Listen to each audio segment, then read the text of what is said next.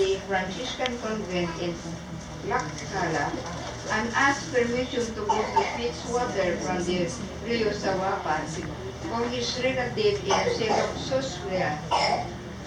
Having received the desired permission, he fetched a water jar and headed for the Rio.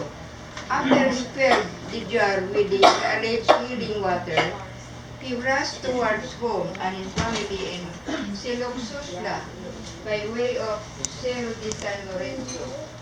Coming down from the mountain, he flooded through a thick forest filled with ocote tree or a pine tree, native in this area.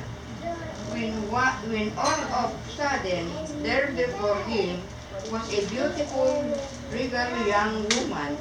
Her bear-like voice spoke gently to him. May God preserve you, my son. Where are you bound for?